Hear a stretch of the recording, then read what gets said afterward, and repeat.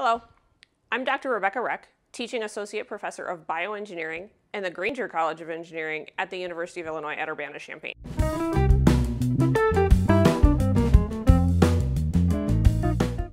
My path to Illinois includes a U-turn. I'm actually returning to Illinois after completing my Ph.D. here in 2016. But prior to that, I finished my bachelor's degree in electrical engineering, and then I worked in the aerospace industry as a systems engineer for 8 years, designing flight control systems, including autothrottle, flight guidance computers, autopilots, and auto-land systems. During that time, I also completed my master's degree in electrical engineering, emphasis in signal processing and control systems. And then I decided at the end of my master's degree that there were two things about my industry career that I enjoyed the most, which was mentoring the newer engineers in the department and taking the classes and doing the research that were part of my master's degree. And all of those experiences led to the opportunity for me to return to Illinois and join the bioengineering faculty to apply those signal processing and control skills in a biomedical application in bioengineering at the University of Illinois, and I'm super excited about the opportunity to return to the Champaign-Urbana area.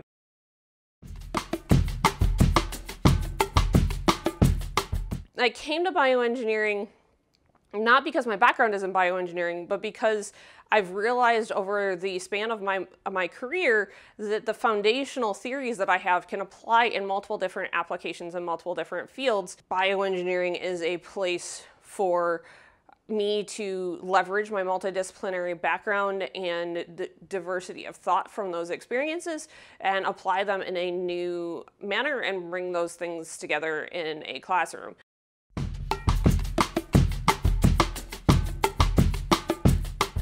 When I finished my undergrad degree, I thought that I might want to be a professor, but I also appreciated that my undergraduate professors, or at least some of them, had industry experience that they could bring into the classroom. And for me, I thought that it was important to gain that industry experience and make sure that being an engineer wasn't also what I wanted to do. And so I gave myself 5 to 10 years, and I said, let's go work in industry for 5 to 10 years, and if I still want to teach at the end of that 5 to 10 year period, then that's the time when I'll go get my PhD and pursue that as an opportunity. And that is exactly what I did.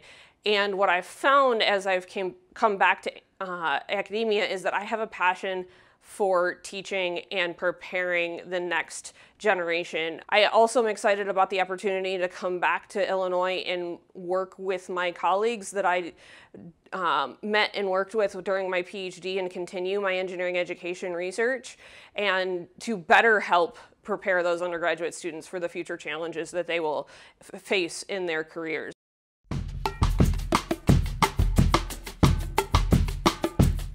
Coming at the bioengineering field from my background in controls and signal processing means I see a lot of opportunities for automation and robotics in the bioengineering field. There are plenty of opportunities to automate different processes safely and learn from that and be able to increase access to technology with the automation.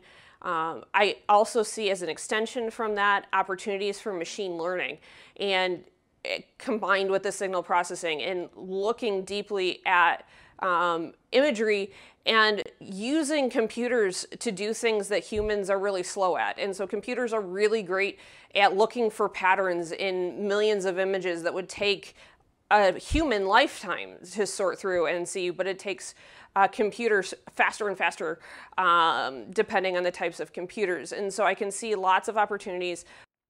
I can also see how once you have all of that information, there's a big data piece to this where you have to take the computational thinking and then distill all of that data down into some usable information. I'm also a member of the Society of Women Engineers, and at the last annual conference, I had a colleague come up to me who's in the biomedical field, and she's like, "How do I find more people like you?" I'm like, "What do you mean?"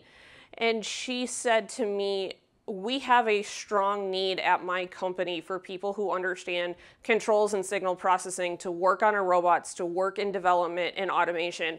And so I feel like that just like it's revolutionizing the way we're thinking about how cars drive down the street, I think there's also a lot and a big push for more and more medical robots and automation.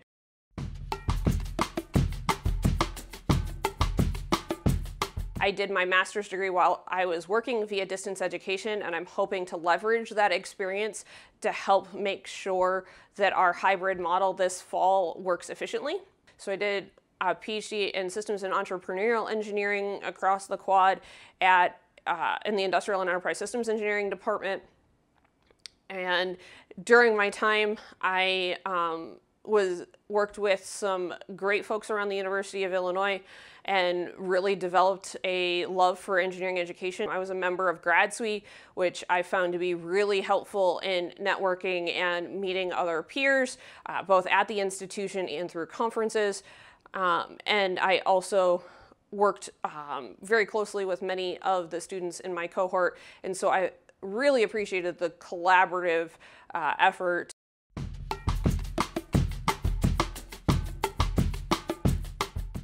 Find a path that works for you and follow it. Leverage your professional networks, whether it's BMES, SWE, SHIP, NSBE, IEEE, whatever professional network you find a home in. Leverage that network to find people in the field that are doing what you think will be interesting, and talk to them and understand how they got to that position. That was one of the things that helped me navigate through my industry career and deciding between technical paths, project management paths, whether or not I wanted to pursue my master's degree. And so finding that network of mentors and people that can give you insight into your field are really helpful. The other thing that I would say is don't necessarily confine yourself to engineering careers. I have friends from my undergrad who are now doctors, lawyers, managers, accountants, and a whole wide range of many different fields that you wouldn't expect an undergraduate degree in engineering to prepare you for. But the main thing that an undergraduate degree in engineering helps prepare you for is to problem solve and to critically think. And those two skills combined will lead you to many different opportunities and to be successful in many different careers.